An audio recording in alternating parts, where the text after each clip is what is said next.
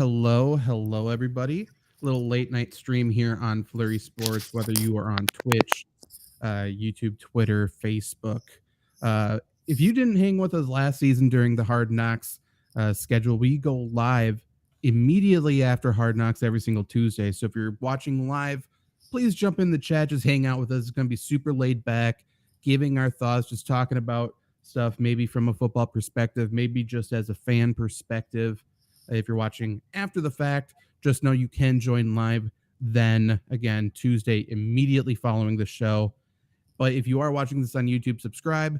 Let us know in the comments what you thought of the episode, what your highlights were and stuff like that, because we are just going to talk through it. I think we'll just start at the beginning. But this was a super fun thing to do for us last season, and we will be doing it all the way up until the season opener. And just so you guys know, this is from the perspective of three Packer fans. We have a Packers podcast, Lombardi Sweep. So maybe some somber notes from us as we see on the big screen what is lost. You don't know what you have until it's gone. And I think maybe a lot of Packers Nation will be feeling that tonight, feeling it when you're watching Hard Knocks, because episode 1, and I assume probably the majority of this series for this season is going to be the Aaron Rodgers show. That was certainly the case tonight. I mean, opening, even before the music hits, we get flooded with Aaron Rodgers stuff. I did tweet I was a little upset there wasn't any Lombardi Sweep clips from it. I suppose maybe they weren't all positive. I have no idea, but I can assume. But opens with Aaron Rodgers, some Aaron Rodgers in the middle, some Aaron Rodgers at the end, everything Aaron Rodgers this episode. And initial thoughts from everybody. I personally loved it. I liked last season's Hard Knocks as well. I think these past two so far, obviously we don't know what's going to go on for the rest of the time, but it feels like a massive upgrade over what we had with even the Cowboys. Cowboys was okay. The LA team stunk. The in-season teams the past few years have stunk. So far, this seems great. I'm very hopeful. I love the first episode. What was your thought, Luke? Yep. Zach, you're right. It starts off hot. I'm with it. I'm feeling this season. You were listening off. The Raiders season was good a couple seasons back, but I think that's on the back of Antonio Brown. But I assume I'm going to be very biased. I'm going to like every single episode. Sorry, Zach, for giving me this job, but Aaron Rodgers is like my favorite person on earth. Fair enough. So it's gonna be hard for me to dislike this. I texted you guys before, like I'm interested in the whole quarterback dynamic. Obviously, we already know what happens to Strebler, right? But we have 4 quarterbacks that everyone probably should know. So that'd be a fun dynamic with the youth and the age and everything. It'll be great. For me, obviously not going too deep into the Packers fans' perspective, but I think, everybody says it's refreshing that Aaron Rodgers is gone. I think it's refreshing to see him with a different team, like in the sense that ever since probably Bostic in 2014, ever since that fiasco, like it's been the same story for those who know football. This team is going to get to the precipice and they're going to lose at the last second because they're not good enough. And now we're seeing Rodgers with a team that could do it. I'm not saying they will, but they could do it. Seeing his, refreshed take on it, he gets a clean start. Hackett gets a clean start. You could say Zach Wilson gets a clean start. It just seems like everybody's just so happy there, and that could create some real problems for the rest of the AFC East. It absolutely could. Obviously, we are going to be talking a lot about Aaron Rodgers this whole thing because Aaron Rodgers was the majority of the show. So let's see if we can group all of that second, because it's pretty much going to be the whole show. Let's start with some Salah stuff. We got some Nathaniel Hackett stuff. We got other stuff. And then we'll go to Rodgers. And then at the end, for people who didn't see the tweet, I did buy a couple Mega Millions tickets. They're different. So only one's a winner, but we will be checking how much money I won. And again, once I win, quick trip for everybody. Bring out the rotisserie chickens. We are going to create a bird shortage. We're going to create a donut shortage. We're just going to get after it. But let's start. Again, they had the Aaron Rodgers start, but the first scene was what they do a lot of times, the coach addressing the team. I assume first day, second day, some time early in training camp, or maybe even OTAs. Who knows? Probably training camp. But Salah is talking to the team. I think he did a good job. I think it was a cool speech talking about the eagle, talking about the crow. The only bird that can take down eagle's a crow. Eagle flies up, suffocates. What I will say is, I think you can't be. There's a lot of birds. There's a lot of animals. You can't be saying the Eagles are the top thing. Like, you can't do that. Literally the best team in the NFL. True. Like, you can't. Good speech, good message. Felt awkward because obviously the Eagles are, a team you're probably going to face if you get to the Super Bowl at this point. Feels weird. Yep. It sure does. What's interesting to me about Rob Saleh is it feels like, this is kind of his welcome to the world party. I feel like people know Rob Saleh but don't know Rob Saleh, which will be fun to see because he seems like, an energetic, upbeat guy. But at least from the first episode, I don't know about you guys, he's not a psychopath like Dan Campbell is, which I think may be missing on this season. Like Sauce Gardner's there, Aaron Rodgers is there. I'm curious to see where the characters are coming from on the show, and I would hope Rob Saleh is going to be one of them. Yeah, and I think I watch a lot of football and I keep up with them, and obviously he was with the 49ers, so he got a lot of screen time. I think this Hard Knocks episode made him look really good too. I haven't kept a ton of tabs on him, but I always took him as a very intense defensive coordinator, and I mean nobody's very rarely are people super super intense, but it showed that he's got a fun side. Obviously, from a team aspect, like he can rally the troops, and he can also be, I don't want to say a friend, like like this is all happy family, but like somebody that the players can come to too. So really showed off his personality, and that's one that I was wondering about before. You can definitely build a team for this guy. Yeah, I mean, you're right. Where Salah, when he was a coordinator, when he was with the 49ers, he was a psycho. Like, this isn't a look into what he was then. He was a psycho. He was energetic. He was intense. He was all of those things. This is a very, very good example of someone who changes their style, changes how their day to day when they become a head coach. Like, you can't, there's different ways to coach. Individual position coaches, very personable, very, very, they can go either direction. Coordinators is a different thing. Head coaches is a different thing. That's why, on Lombardi's sweep, talking about another Jets coach here, when Nathaniel Hackett first got the Bronco job, it's just like, that's just not going to work. Like, his personality, the way he does things, it's not going to work. We saw him again in Hard Knocks tonight, and I think it was a great PR for Nathaniel Hackett. I thought he did really good. He looks like the same. He is acting the same as he was as a coordinator with the Packers, and this personality works. Like, he's not a bad coach. He's a bad head coach. So Salah, if he somehow reverts to being a coordinator someday again, I hope he doesn't. I think he's a great head coach. I like defensive head coaches anyway. Like, he's just more, even-headed here, where then he can have his defensive coordinator, who's also good, Albrecht. He can be the psycho. Like, let him be the psycho. Yeah. He brings the energy. Well, I was going to add, with Nathaniel Hackett being at the Jets, is there anyone happier than Aaron Rodgers coming to the Jets and Nathaniel Hackett? Like this, like Rodgers is right here is just going to revive his career for the 2 or 3 years he's going to get with him in New York. Yeah. And when they were playing that game and Rodgers yelled out Sean Payton to try to distract him, like that's something that like every guy watching that knows about. When you're around with your buddies, drunk or playing games, and somebody says something to push the envelope, and you all just start dying laughing. Like, those are the closest friends. They clearly love each other. They clearly get along, and I mean that's how you win.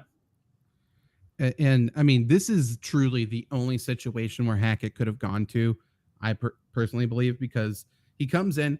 Aaron Rodgers obviously is the head of the table here, and he immediately signs off on Hackett. Not only just signs off on Hackett, he says, that's my guy. Yeah. And all of a sudden, the entire team is convinced. Like, there's no doubters in that locker room. I guarantee it. Hackett's the guy. He's fine.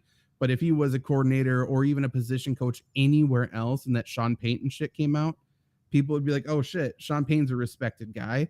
And now if there's any bad call, any bad anything with Hackett in practice and games and whatever, people are going to be raising an eyebrow. There's going to be doubts, and perfect situation. I think it's going to work with the Jets. He seems intense. He's keeping it lighthearted, but still the entire team, even Rodgers. I mean, Rodgers kind of has this personality to start with anyway, but they all have that Salah personality, which, like, I was just trying to think the entire time watching how to describe it, but it's like a calculated confidence.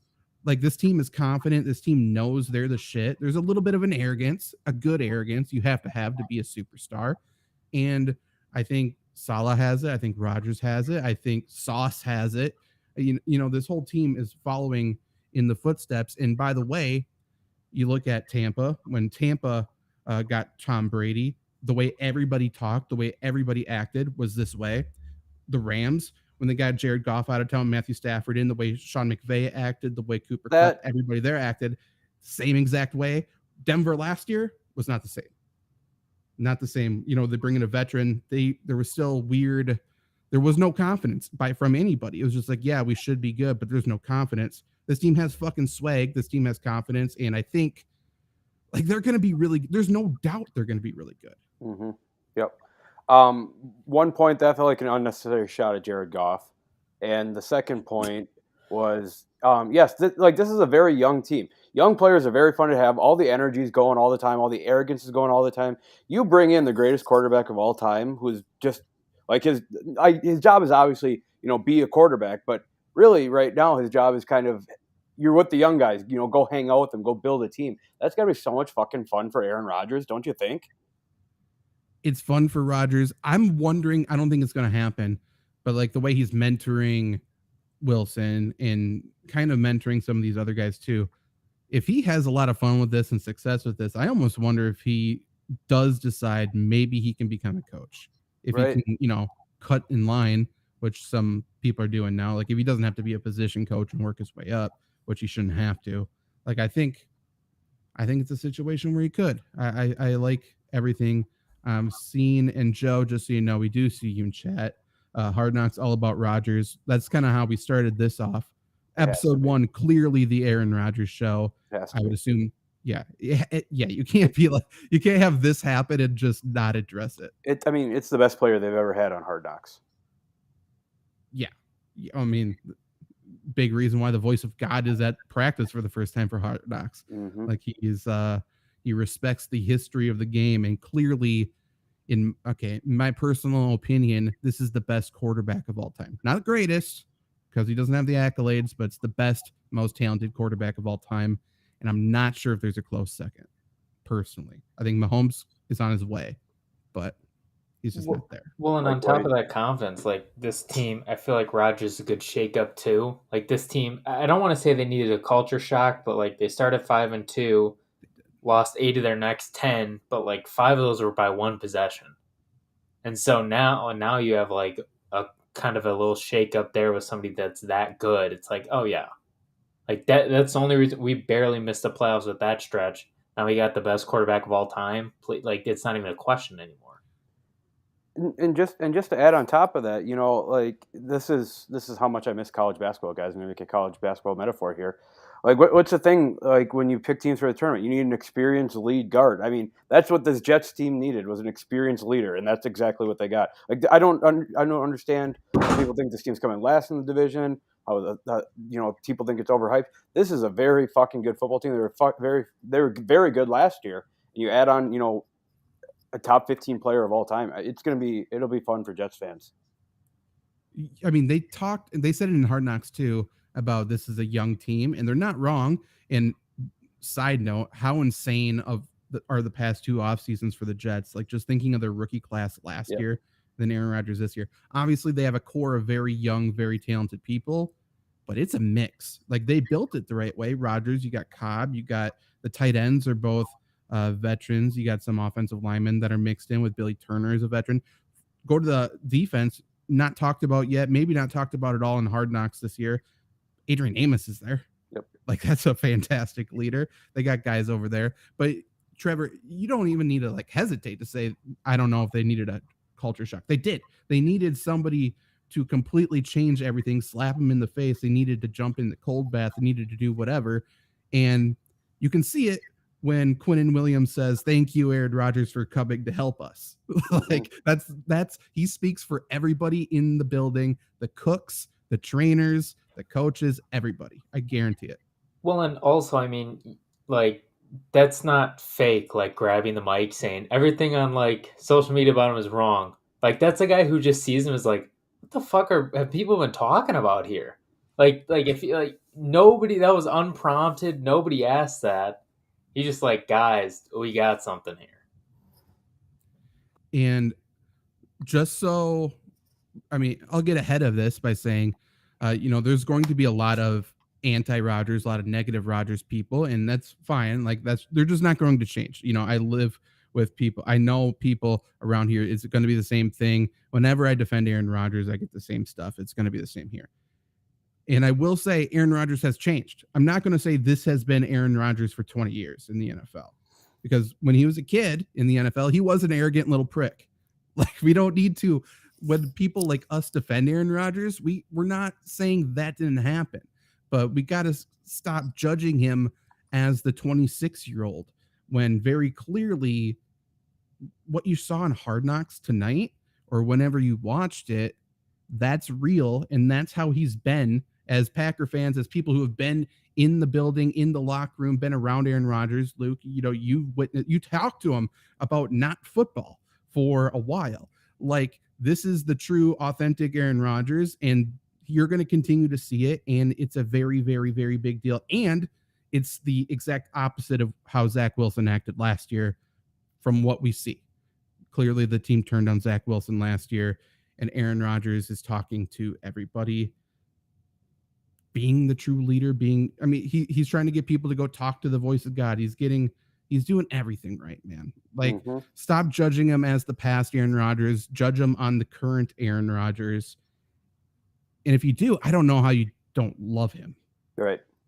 Well, and it's funny too, because it's always like, innocent until proven guilty. But then when it comes to, he's changed. We don't like that when athletes change up their pace. Like when people found out Ndamukong Suh is a shrewd businessman and not only a psycho, we didn't like that. We didn't like talking about it. I mean, I still like to think Ndamukong Suh is the same Ndamukong Suh in the business room. He just kind of threatens people, bullies people. He's had to have threatened Warren Buffett, right? Like, he's buddy with Warren Buffett. Warren Buffett's terrified of Ndamukong Suh. There's no doubt about it. He's like threatened him, but not like really. But like Warren Buffett's like, "Ooh, that was kind of uncomfortable." Yeah, like Sue is definitely making a joke when he grabbed Warren Buffett's arm and it's still bruised to this day. Right. Yeah, stuff like that. But I mean, back to Hard Knocks. To touch on something not Aaron Rodgers, we got some Sauce Gardner tonight. What I wrote down is I feel like tonight we got Ahmad Gardner. Yep, that's his real name. We're gonna get Sauce in a couple episodes here, and it's going to be completely different. There's gonna be a Sauce episode. Yeah, he did not want to be at that graduation. No. Nick Van Exel, though, shout out. Who had Nick Van Exel on their bingo card tonight, man? That was a shock, huh? Yeah. And they must have put the athletes last because none of their last names are even close. That's true. Yeah, that's true. But yeah, it's cool that they kind of built this as the base of what Sauce Gardner is tonight. Correct. Like, he's a human, good kid. You get to see his mom, his grandma. Absolutely. Graduated. He's educated. People are going to love that, the old school football people. And then next week, he's going to have, his grill in. He's going to be fucking screaming at somebody. It's going to be great. It's going to be incredible. Is there anything non-Aaron Rodgers before we just get to Aaron Rodgers more? Well, I mean, it's cool, right? I hope they spend a little bit more time on it, right? The one-on-ones or the whatever you want to say with Garrett Wilson and Sauce Gardner. That obviously feels like a matchup that the Jets are going to keep for a very long time on their team, and that feels like two Hall of Famers turning each other into Hall of Famers. So they're both Rookie of the Year last year, like you said, Zach. The Jets have been killing off seasons lately, and I like I've been saying, I wish I was a Jets fan right now because it's fucking exciting. Yeah, it's hard not. I'm interested from other people's perspective. We're Packer fans. We love Aaron Rodgers, I think. Yes. Maybe not first and foremost, but we definitely love him. We're cheering for him. I want to know people who had no connection to Aaron Rodgers, really no connection to Green Bay or the Jets. Like, are you guys cheering for the Jets this year? Because I am, just because I love Aaron Rodgers. I love the people over there, and I want Aaron Rodgers to get a ring badly. Yep. Another one. Yep. What? But I mean, like, if you're a Bronco fan, if you're whatever, like, what I want to know what your feelings are, because I have no idea. Yeah, and you know it's crazy too that, like, I guess this kind of transitions us into Aaron Rodgers here. But what's kind of crazy is you're watching on Hard Knocks. I'm sure you guys have been reading all the Jets writers and everything. Like, they're all experiencing this for the first time, and it's fascinating watching that happen as people who've had that for the last 15 years. Yeah, and it's great seeing it. I mean, it's like they just saw God in the flesh. Like, it's like, oh, so this guy, maybe we should judge him, more for his on the field stuff and not worry about, ayahuasca trips or girlfriends. Or it's crazy that the center of who he is should be on the football field. Not that he's just a football player, but like, let's get back to focusing on that. And I mean, quick side note, why do we care about girlfriends? Why do we care about the way he spends his free time? When he's truly not hurting anybody. They've been Like, reporting that shit since like 2011. It's been know. insane. No other quarterback weird. they do that with. They called What? him gay for like 2 years. People Yeah. forget that. People thought he was sleeping with Ryan Braun back in the day. Yeah, they did. Yeah. Yes, they did. But that's super weird. But yeah, there's going to be Packer haters that watch this and they're going to say everyone's sucking off Aaron Rodgers. It's really weird. They hate it. Like, oh, it's the Aaron Rodgers show. So arrogant. Look, he's so great. People are going to say that. But it's what you said. It's the people seeing this for the first time, seeing greatness in person for the first time. You saw in the defensive meeting, they're like, we're going to be in every fucking game because he can make this throw that nobody else can do.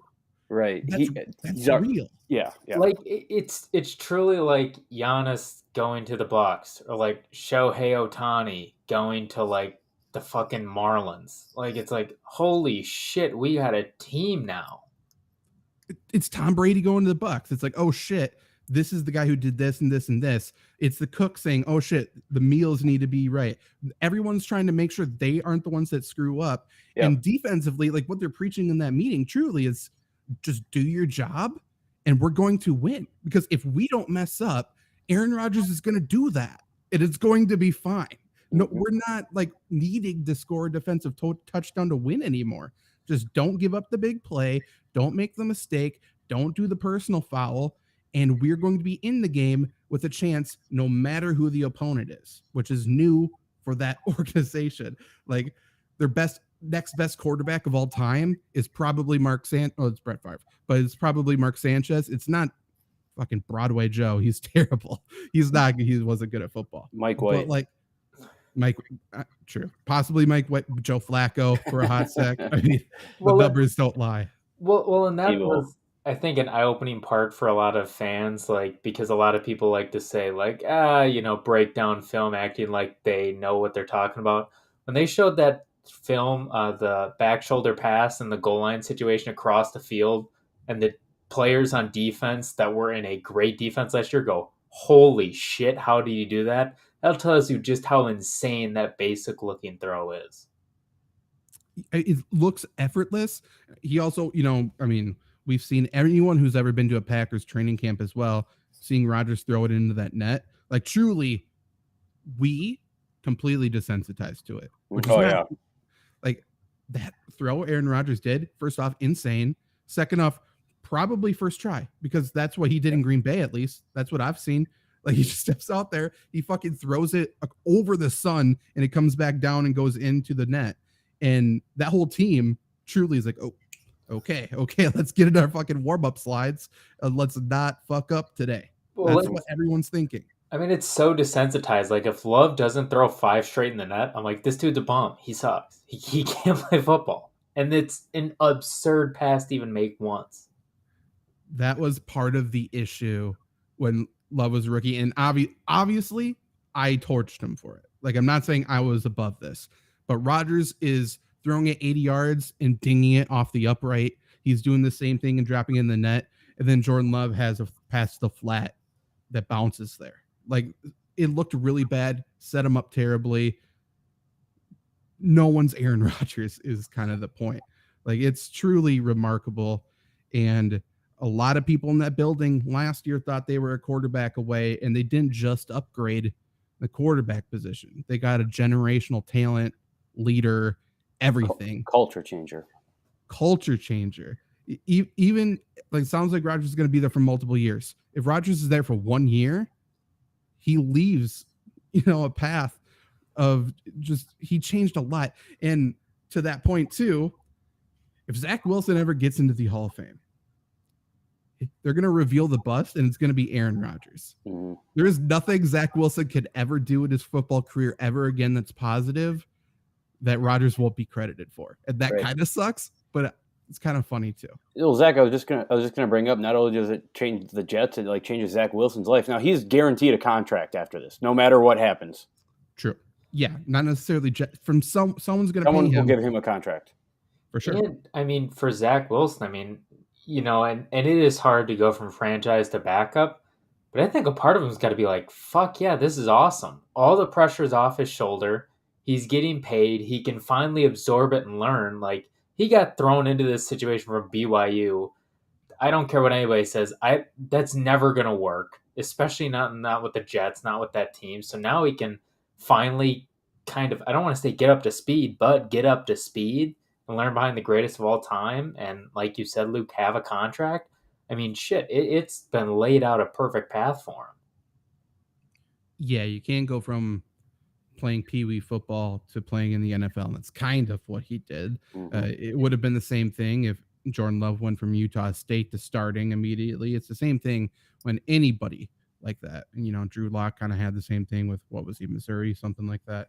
But yeah, like, someone's going to pay Zach Wilson now. It sounds like his confidence was truly shot. Yeah, like, truly nothing. So yeah, he's probably feeling at least somewhat okay about it. And you have to, like, again, this is the perfect situation for him too, because if they brought in a Derek Carr, that's different. Mm-hmm. Derek Carr's a proven vet. He's led teams to winning, seasons. He was an MVP candidate the one year he got hurt, whatever. Aaron Rodgers, at the very least, like, that's the greatest of all time. I'm not him. Fine. Yep. Maybe I'm second greatest of all time. Like, he can at least think that. If he's that delusional, he can at least justify that. You know what I mean? But Derek Carr is like, I just saw Derek Carr not show up to work last season because he they changed the locks on him. So, I mean, great situation for Zach Wilson. Yep. Hopefully he doesn't squander it. You know what I mean? Because I think he's extremely talented. He's still do. Arm talent is awesome. I mean, I'm rooting for Zach Wilson. I am too. And he is, like, seeing him next to Aaron Rodgers, he's bigger than I thought he was too. Yep. Like, he's the same size, it seems. Yep. Like. Yep. I don't know. In my mind, it just felt like he was shorter. I don't know. It's because he's young. Feels like he's a kid. Maybe. Also, seeing him talk a little shit to Aaron Rodgers tells me he's very comfortable, and that's a huge plus. Like, if this dude's worried about, like, scrambling behind Rodgers, picking up his trash as he throws it, that's not going to work. But if that's a good relationship, he'll be just fine. That's what I'm telling you. Like, I hope they lean into that side of him. Yeah, I have a feeling we're not going to get much more Zach Wilson, but I hope we do. Mm-hmm. I hope we do. But there's a lot of personalities on this team. There's a lot that's going to happen. Let's just talk about quickly what we hope to see, maybe episode 2 or the rest of the time.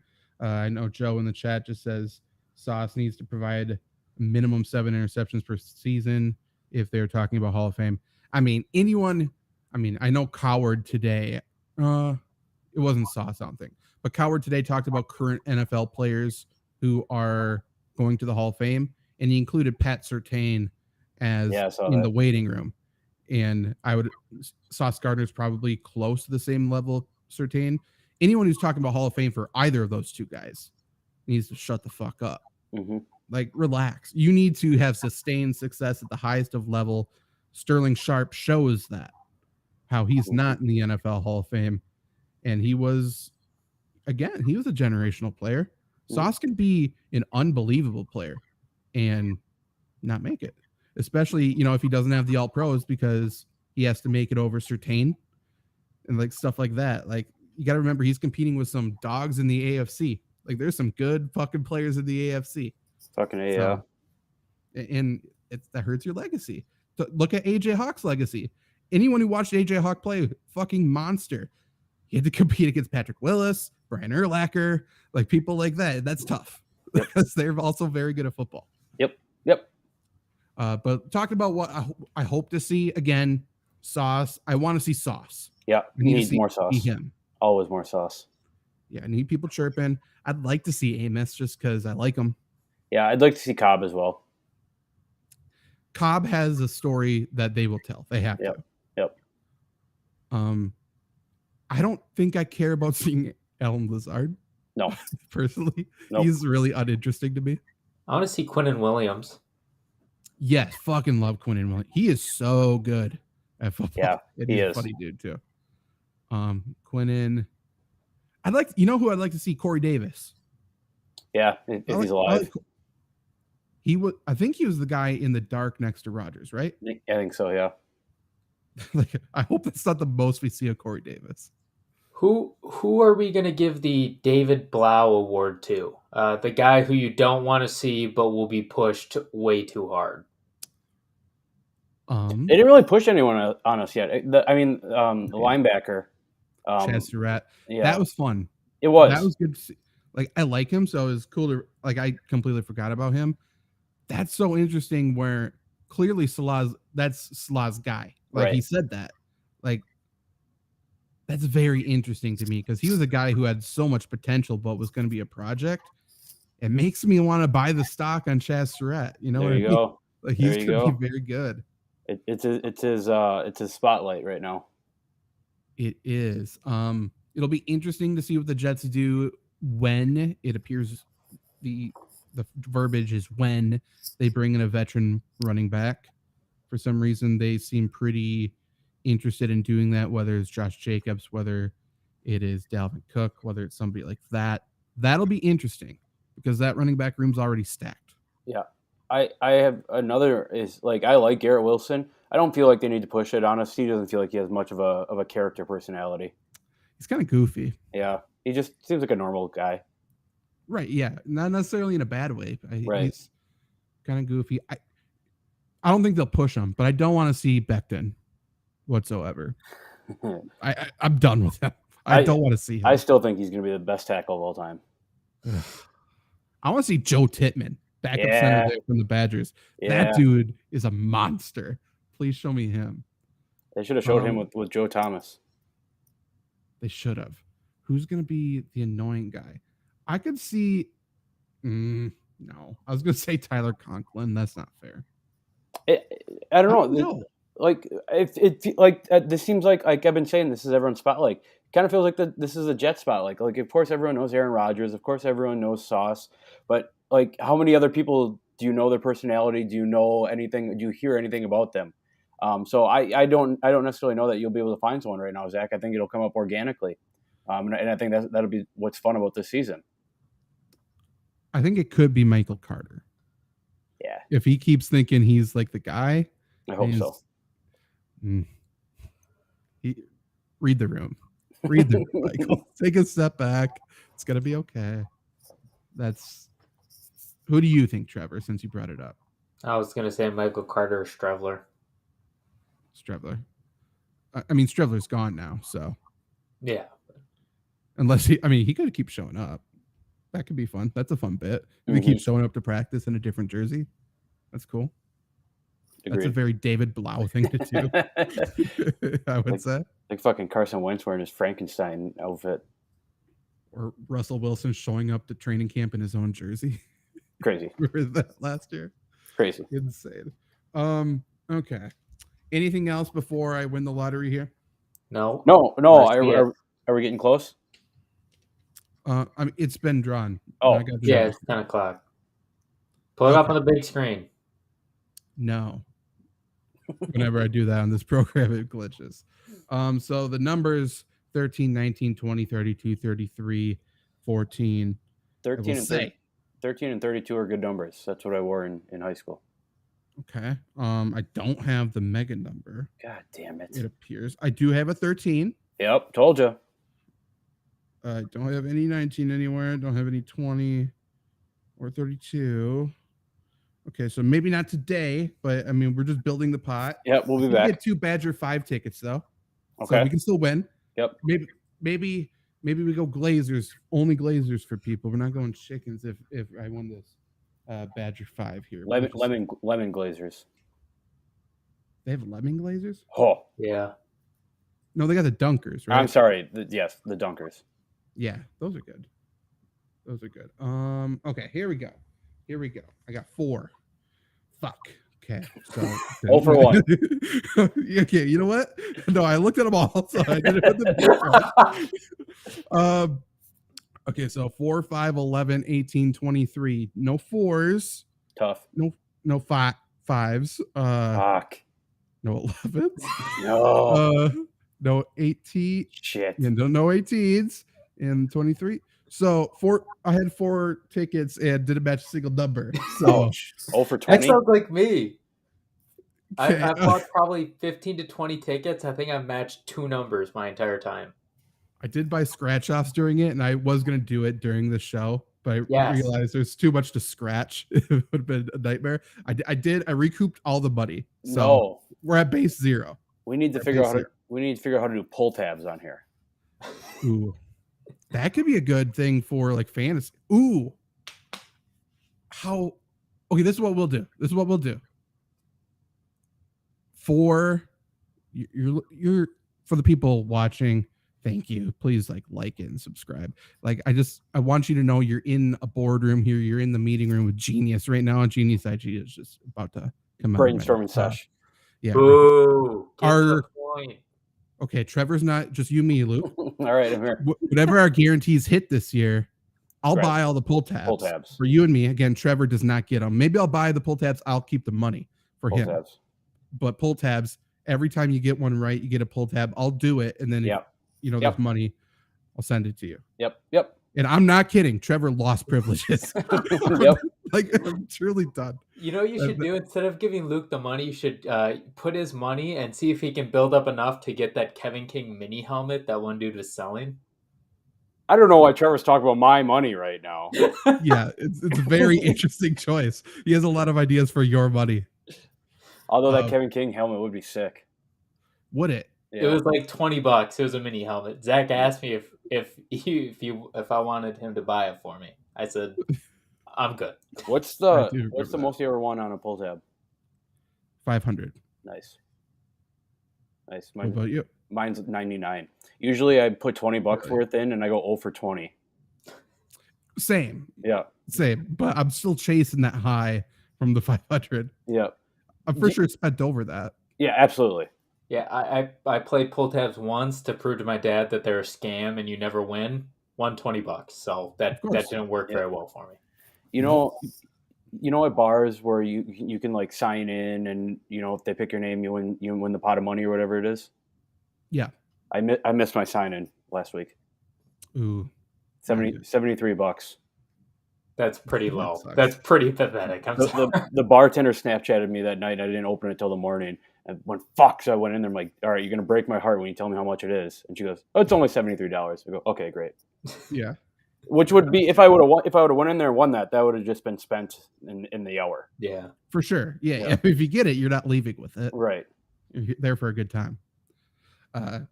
Again, people still watching, thank you.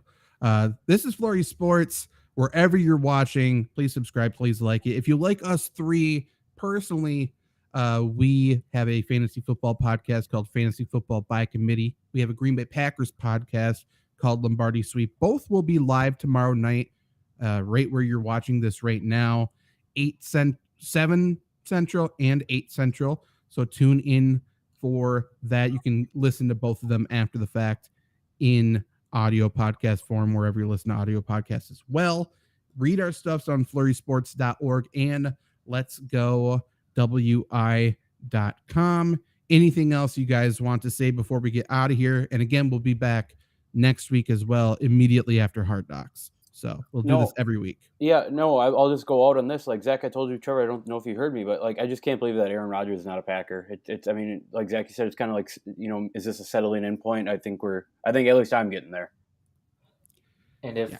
Rodgers, my last point, if Rodgers plays multiple years, if he does win multiple Super Bowls, this will go down as one of the worst trades of all time. Because, I mean, again, the main part of this trade was moving up 2 picks for a guy that was going to be there. So, I mean, this feels to me like it doesn't even feel like the Tom Brady situation. It feels like the Peyton Manning Denver Broncos situation to me. Yep. So we will see. Joe, thank you for staying in the chat there. And my closing thoughts really quick. Like, to me, this is the start of football season. Yeah. Like, you hear that first chime or whatever of the Hard Knocks music. It might be the coffee that I drink while watching Hard Knocks, but I'm like fucking juiced right now. I'm ready to go.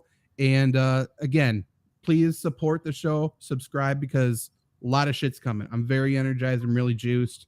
And we'll be back tomorrow night. Same energy, same stupid shit we're saying now. We'll be back then. See you later.